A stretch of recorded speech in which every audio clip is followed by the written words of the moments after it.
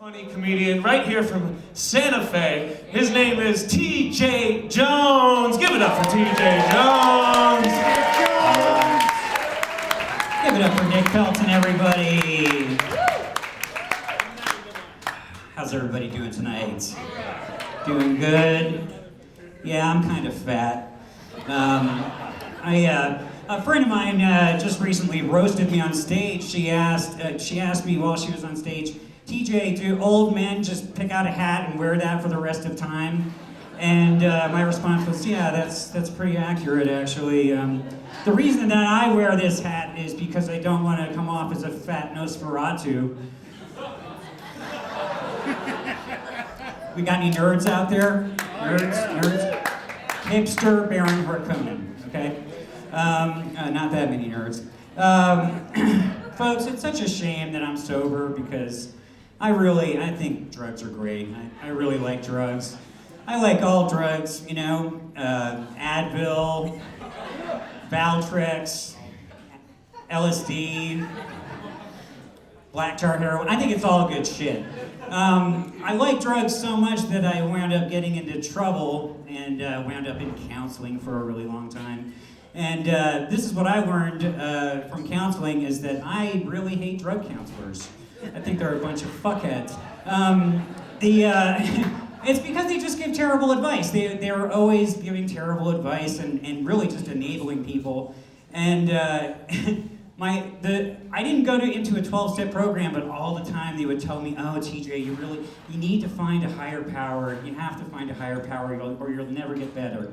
And I was like, well, I'm an atheist. I don't believe in that shit. And I really don't want to be a part of your sobriety cult, okay? So just, leave me alone. And, I'm really happy to say that they were wrong. They were wrong. I never found a higher power, and I've been sober for 10 years.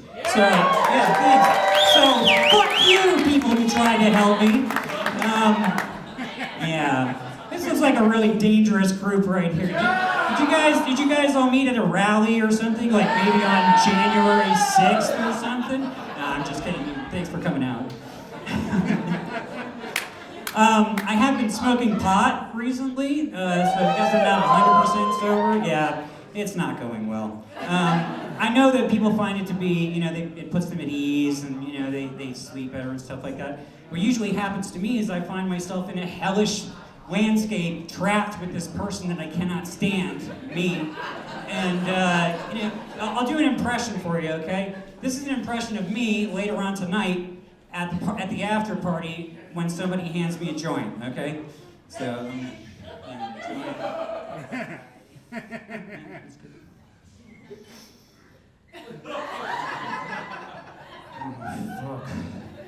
Oh, fuck. What do I don't know what to do with my arms. What do I do with my...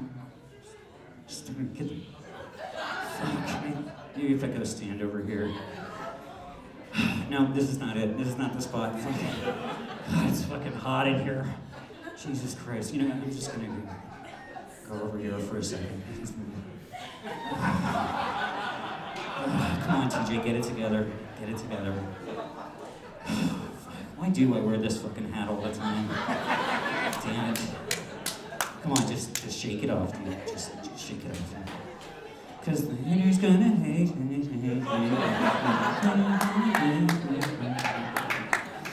Come on, Taylor, help me out here. Yeah, that's me, later on tonight. Yeah, you can applaud, that's okay. Thank you for that. I told you to do something and you did it. The other drug that I really like is ecstasy. Anybody else? Anybody out there like ecstasy? MDMA? There's a couple people out there. It's kind of a dangerous drug because the danger is that you might wind up listening to really shitty music and enjoying it. It's like they took Glee Club and put it into a pill and you take it and you're like, you just become really too excited about things like, oh my God, I love this song. We should dance. Interesting fact about ecstasy though, when you take it, 80% is passed in your urine unchanged. You know that? So I came up with a new drug called re-ecstasy. Yeah. Pay no attention to the fact that it comes in a reclaimed water bottle. And don't worry about the color, that's normal. That's normal. And yeah, I know it's orange, just drink it, it's okay.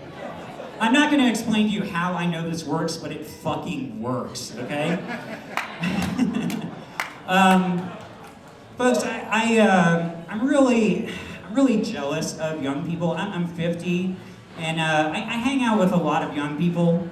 Not like that, sir. I can see the look in your face. I'm not a camp counselor or anything like that. But I'm jealous of younger people because they still have hope and optimism. They're gonna get to work at companies like Uber and WeWork and Theranos, places like I've been watching a lot of documentaries. I ran into an old friend of mine recently, and he walked up to me. He was like, "Oh my God, TJ, we thought you were dead." I was like, "I'm sorry to disappoint you." And he said, "Dude, we thought you were dead, but you just got fat and old and bald and boring." I was like, "Yeah, you're right. I wish I was fucking dead." So, folks, I don't really do a lot of topical comedy. I don't talk very much about current events, things like that. But I know, we all seen what's been going on in the news recently, and I know it's on all of our minds. And so I just felt like I should address it. I don't really understand why people think Euphoria is such a good show. It's not a good show. It's a shitty show. It's filled with shitty characters. I think the creator is possibly a closet pedophile, and that's why he made the show. And like the only character on the show that's likable at all is the brain-damaged drug dealer. What's his name? I can't remember his name. But anyway, you would think that I would stop watching it, but I just keep watching that fucking show.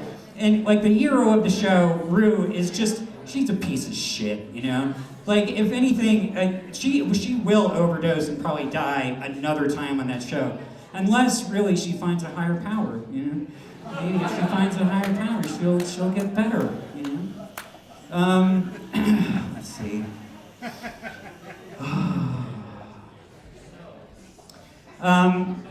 Did you guys know there's no Amish porn? There's no Amish porn. It's kind of a bummer for me because I'm really into Amish women. Can't you see her out there standing in the corn maze? She's wearing that ankle-length skirt. She's churning butter. God, that's fucking sexy. I don't know why she's churning butter in a corn maze, but it's my fancy. Fuck off. She has a strange superstition about post-Civil War technology. And she's terrified of dolls with eyes. But, I'm never gonna be able to meet an Amish woman, What am I gonna, go cruising in northern Ohio and western Pennsylvania? No, that's not gonna happen. And there's no Amish porn. It's a bummer. There's porn where people are dressed like they're Amish, but you can tell that shit's fake. You can tell it's fake. For all I know, they're fucking Mennonites, and that shit's gross. That's just gross. There's no Amish porn, but there's another kind of porn that I discovered called dumpster fucking. Yeah, dumpster fucking, that's a thing. This is what happens when you stay up too late on drugs, fucking cruising the internet, is that you discover dumpster fucking. And I clicked on the link, I'm not gonna lie, and then I discovered that there's more than one kind of dumpster fucking. There's actually several kinds. There's two kinds, really. There's professional dumpster fucking, where they went out and bought a dumpster and brought it into a studio and cut a sidewall out of it, and they lit it really well and get better camera angles and stuff like that. And then there's the other. They bought that fucking dumpster. That video had a budget. You know what I'm saying? And then there's the other kind of dumpster fucking where they just waited in an alley for waste management to come, and then they just jumped into the dumpster and got it on. And you know that feeling that you get sometimes when you're taking the trash out and some liquid drips out of the trash bag and hits your shoe? Yeah, that's pretty much how I felt like I was watching the video. But I finished it. I finished watching it.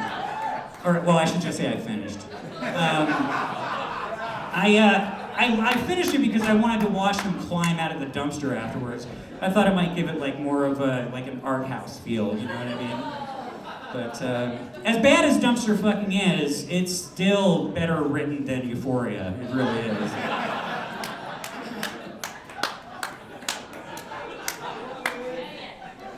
Oh, folks, if you haven't figured it out yet, I am single. I know I'm gonna die alone. It's okay. This was before the pandemic. I was actually dating somebody. I know that's hard to believe. It could happen. All right. I was dating somebody, and what I discovered about myself is that I'm one of the most unavailable and uncharismatic people in a dating situation. And it really didn't seem to bother her very much, but she was drinking the entire time. And she would ask me, like, does it bother you that I drink? And I was like, no, of course not. Every drink that you take lowers your standards, so that works for me, okay? And then she said, this is not a joke, she said, yeah, I make really bad choices when I drink. Well, that's great. Now I know this is going to end because eventually you're going to sober up and then you're going to realize the bad choice that you've made. Oh yeah, that's a really bad one to end on. I'm going to try one more. Thank you for coming out, folks. Thank you to Tumbleroot. Give it up for all your comics tonight. I just want to tell this story. The last time I did comedy here, God, I bombed so bad. It was painful for the audience and for myself. It was so quiet while I was on stage, I could literally hear traffic passing by out here in Agua Fria. And after the show, I saw a friend of mine, my friend Omi Lou, and I walked up to her after the show. I know her from being a DJ. I'm a DJ, and she's a DJ too. I'm a big fan of hers. And I walked up to her after the show, and I was like, "I'm really surprised you're here. I didn't know that you would go out for comedy." And she was like, "Oh no, we love coming to comedy. It's always fun." And she said, I was explaining to my friends that I know you from being a DJ." And I was like, "Oh, okay, yeah." And I said, "Did you enjoy the show?" And she said, "Oh, I think that you're a really good DJ." Folks, that's it for me. Thank you so much. You've been a great crowd. Give it up for your host, Nick Feldman.